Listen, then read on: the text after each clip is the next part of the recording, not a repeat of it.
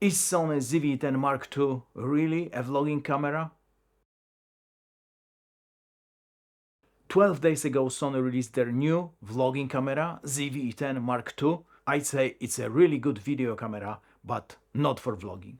No IBIS and active stabilization offered by this camera has 33% crop, which means only 10 or 11mm lens makes sense for vlogging with it, creating 20 to 22mm equivalent field of view. I've also seen a few reviews and it looks like the reviewers were ninja walking to prove this camera has a good stabilization, which means it doesn't. I know there is also a gyro-based stabilization, but you have to run your clips through separate software, which means another step in post-production. And this software is called Catalyst Browse and can run only one clip at a time, and if you are vlogging, you can have 10 clips from one session easily. There is also another version, Catalyst Prepare, which can batch stabilize your clips, but it costs like $15 a month. Other crazy? And gyro stabilization makes sense if it's available for free as a plugin for your favorite editing suite, like Blackmagic Camera's plugin in DaVinci Resolve.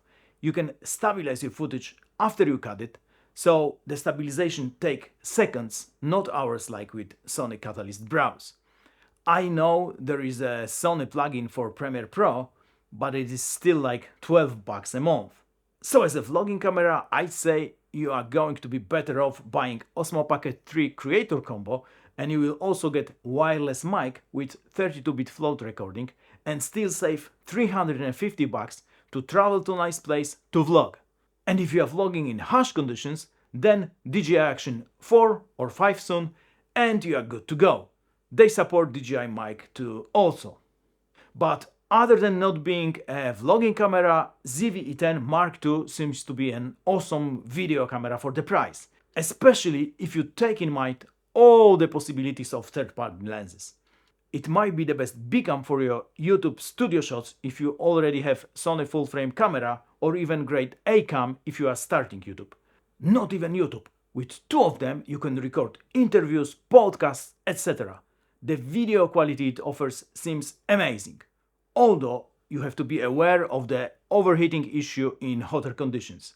But in studio, in 4K 24 or 25p, you can record as much as you want, unless your studio is in a sauna or in a Sahara Desert. I will probably get one, but based on my priorities, I'm guessing mid-September, unless some issues are uncovered in real reviews recorded by real users, not embargo day reviews, or Sony releases FX6 Mark II.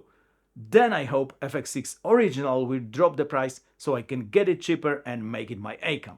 And ZV-E10 Mark II has a similar price to DJI Focus Pro, so I probably won't get the latter for my Blackmagic Pocket 6K. But if your budget is tight, then the original ZV-E10 is still really good. Yes, it has only 8-bit video and older sensor, but it's better to buy the cheaper camera at good lights than the most expensive camera and no or bad lighting.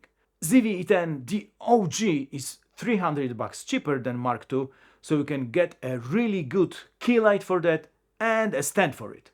Anyway, based on the paid reviews, ZV-E10 Mark II seems like a great video camera, but not for vlogging. That's it, and cheers mate!